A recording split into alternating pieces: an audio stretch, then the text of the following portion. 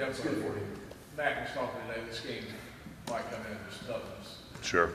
If you want to use one word, you kind of like that, and I guess Yeah. you agree with it. I do. They're big physical group. They want to run the football. They want to establish the line of scrimmage. I think we're 1-2, our team and their team, in running the football, a number of attempts. So it's going to be a physical game. It's going to be nice, cold, northeastern weather. So let's put the ball down and go compete. 31 missed tackles, I think, in the Pitt and Georgia Tech games, 11 in the last 3. According to PFF, I imagine those are fairly accurate. What's the difference? Obviously credit to the players, embracing the fundamentals, the techniques, all the things that we're pouring into them, and they're going out and executing at a very high level. I think they have confidence in knowing what their assignments are.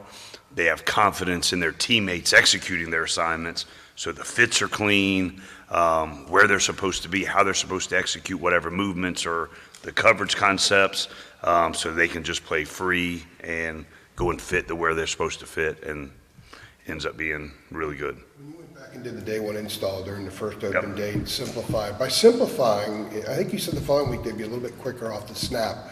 Is that a difference too in tackles because of where their engagement begins, where they initiate the engagement as opposed to being a split second? A little bit. I guess on the front, up front, possibly, but I think the back end, just trusting where the front fitters are going to be, so your entry angles are even more clean, and you can just use proper angles and leverage to make the tackles. So, and they've just been stressing doing that at a high level. The way we practice versus the show teams has been really good too. Give a shout out to Major Bird, Selby, our running backs on the show team. We're physical and they're physical right back, and out of love and respect. But it's a really good look by those guys, and our guys have embraced there's Jaden right there, embraced the physicality of those practices each and every day, which is really cool to see. Yeah, with Travis, what has been the key to unlocking him this season and tapping into that potential that he showed when he was in high school? I absolutely love Travis Shaw. I think it's been no secret since the day I met him, and have gotten to grow with him, and our relationship is built.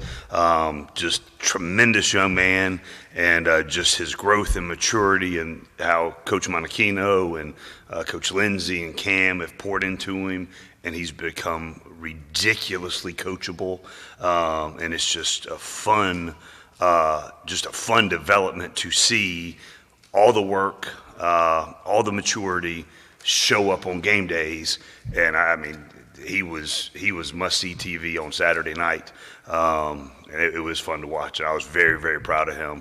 His attitude, his demeanor, his focus, his work ethic, the toughness that he's shown throughout the season has been very impressive. So very proud of him.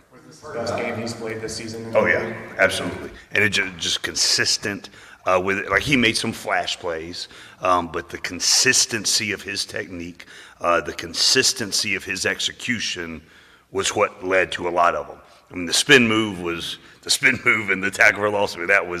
You can't draw that up. Only Travis can do that. But I've just been very impressed with his maturity, his leadership, because I think people recognize the growth that he's gone through, so that garners respect from everybody as well.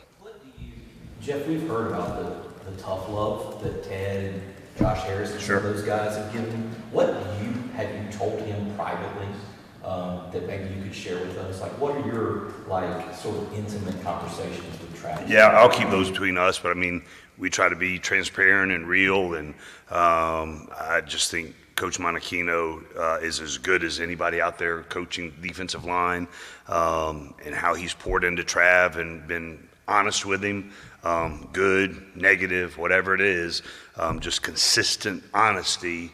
I think that goes a long way. And then you combine that with truly caring about somebody, and truly caring about their development for their own good, not for self-serving purposes. I think that compounds the effect that then you see, on Saturdays. So it's just been a group effort, but at the end of the day, it is Travis Shaw that has done it. And just how he's decided to unleash this part of himself and embrace, those kind of things and get better from it. So I'm just really proud of him. Boston College, of course. Now we do have a cool secret handshake, but I'll leave that between he and I. It's pretty good. It's a pretty good one too. You can't just do that. What about binoculars? Boston College, of course, made a quarterback change. Those guys are different players, of course. Sure. But the offense as a whole, just kind of from a tendency standpoint, Right. what makes that offense different with obviously Collins and then Well, the cool thing, and so this is a little caveat. I learned offensive football from Billy O'Brien. So I was a graduate assistant to Georgia Tech, 1999, 2000, to age myself a little bit. And real quick, it's my wife's birthday tomorrow. I'm not going to age her, but happy birthday to my wife. She's young, she's beautiful, she's absolutely amazing. So happy birthday to her. But after my second year as a defensive GA, and all I'd ever coached is defense, all I'd ever played was defense. We had a tight end job open at Georgia Tech, and Billy O'Brien stood on the table for me to be the tight ends coach. I'd never played tight end, I'd never studied tight end, and Billy O'Brien and Mac McWhorter taught me offensive football. So I have a tremendous amount of respect for Billy, a tremendous amount of love for Billy. We've known each other, I guess, now for 27 years, and his career path and his arc of being a brilliant offensive mind continues to show to this day. They're very multiple personnel groups, the usage of differing running backs, the uses of the tight ends, uses of 6 to even 7 offensive linemen. So there's great multiplicity in what they do. And obviously this game is about toughness and it's going to be about physicality. But the other piece is all of our guys to aspire to play at the next level. Well, this game, you're playing against an NFL offense run by one of the brightest offensive minds in the game. The multiplicity, the physicality, the angles and leverage and the issues that they present schematically, and then you combine it with a big physical offensive line and running backs that get downhill. So that's a big challenge for us. And so the toughness piece and the showcasing your talents against an actual offense that is the style that you're going to have to play against in the next level, I think that heightens the awareness of the importance of this game.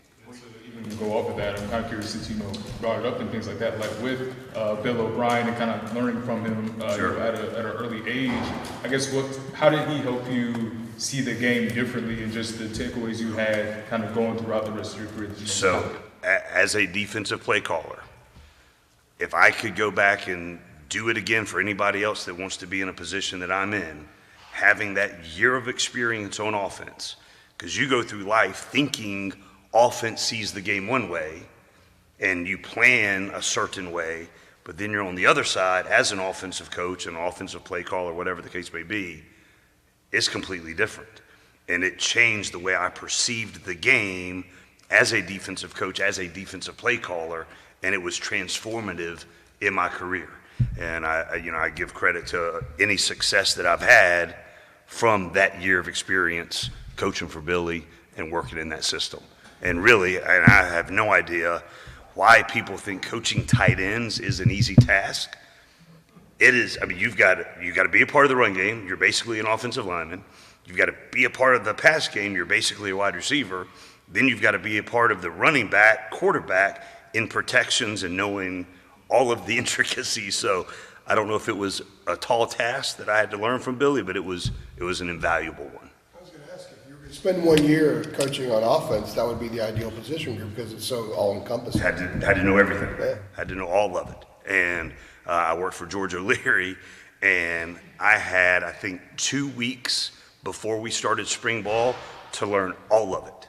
I went for absolutely zero to in 2 weeks having to know all of it, and there were zero excuses with that. And so I didn't see my beautiful wife. I did not see her awake for 3 years while I was working for that wonderful man. So. Coach O'Brien, he's a former Belichick assistant with the Patriots. Do you see a lot of influence from his time, because you saw him before he worked with Coach Sure. Belichick, and now you're seeing him after. Do you see a lot of influence? What's interesting, and I've always said this about Billy, I mean, that at 30 years old, Billy was like that. And that's a tremendous compliment. So I think the world of him, tremendous amount of respect for him, care for his wife, Colleen. And, obviously we've got a big challenge, and the personal relationship can wait until after the game. So. Changing quarterbacks, what do you see there? Yeah, schematically, there's not a ton of difference. A little bit more 12 personnel, with the new kid, but he gets him in the right play, gets him in the right checks. Is very athletic, but as you can tell, is getting the ball to the proper looks and running the ball where it's supposed to be run, based on where the 3 technique is, or where the shade is, in an odd front, whatever the case may be. He knows all of those things and is able to make it work. And he's a tremendous athlete, and does a great job distributing the ball, because they've got some really good players and some big receivers.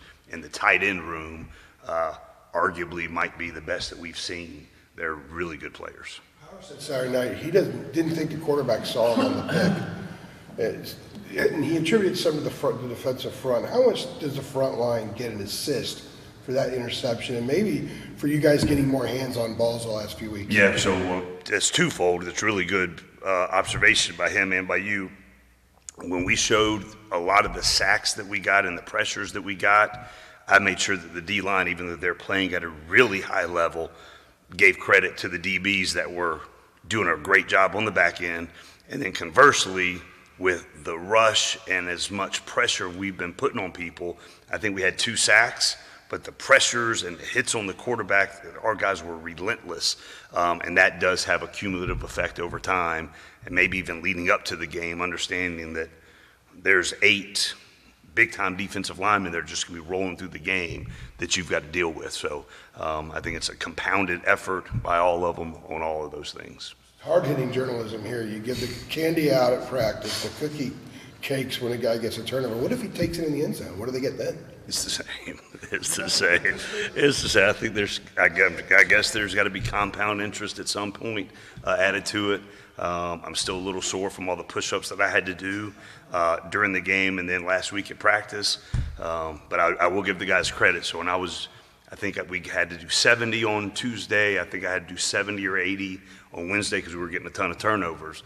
Well, during practice, and Amari Campbell is one of the biggest culprits, I would do the push-ups and I'd be counting in my head, and I would get to 3, and Amari would start chiming in with 1.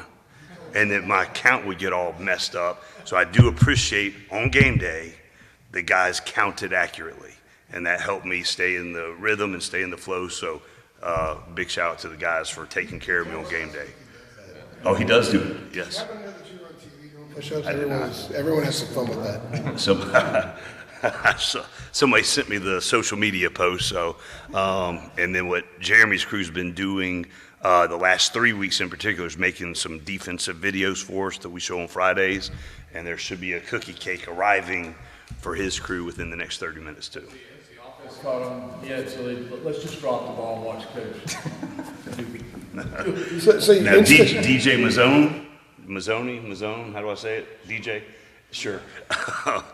Every now and then he'll have to throw the last play of a rack. I'll say, DJ, throw it to whatever, just so we can end the rack positively and everybody cheers or whatever.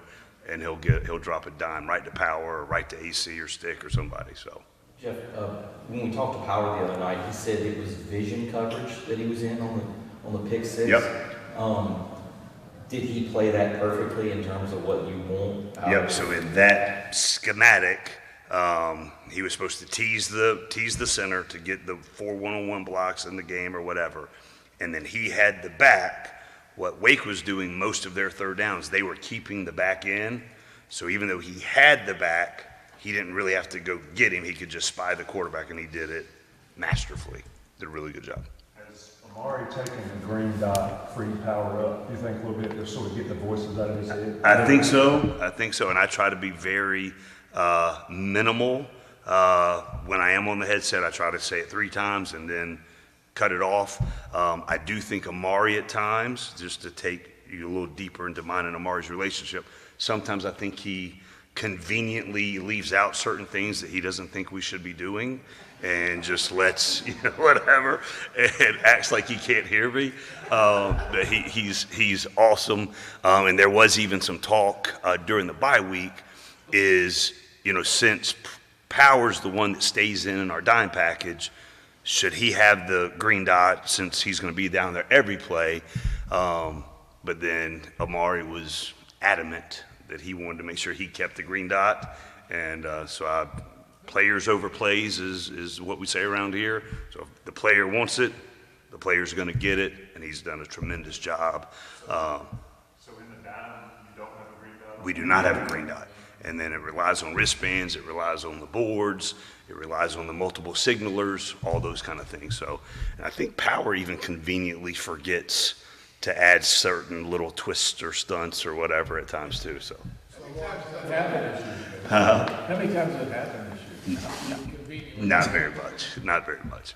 I was just being funny. Burgeoning confidence that he knows everything. Oh, he's ridiculously brilliant, those two. They know the scheme.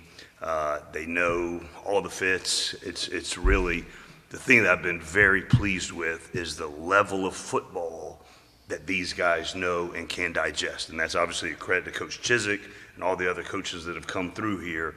The guys know football and they understand the fits, the concepts, all of those things. So we're ahead of the curve when we're putting in new things or, going through day one install, whatever. It's really cool. Is Power all business all the time? He seems so serious with us a lot of the time. Right. Like, are you guys like that? Like, is it just straight ball all the time? He's very focused. He's very serious. He does have a lighthearted side. The text messages that he and I are having right now, actually, he does funny emojis back to me. I think those are sarcastic emojis because I like to use emojis when I'm texting with him. So I don't think he really likes to use them, but I think he uses them sarcastically with me. But he's a tremendous leader, great dude in the locker room, highly respected, as you guys all know. But he does have, we'll do our Friday dance party at the end of the walkthrough, and Power will get in the middle and dance a little bit, so and I think that goes to his leadership style too. Do I think he would be the first one on the dance floor? I don't know that. I don't think that. But in that situation, we want to bond. We want to dance a little bit. Well, Power's the leader of the group. He jumps in there and does it, so it's okay for everybody else to do, if that makes sense. And I think that is a admirable leadership quality that he has, and he's just one of the best dudes that I've ever been blessed to coach. And I'm just proud that he's one of us.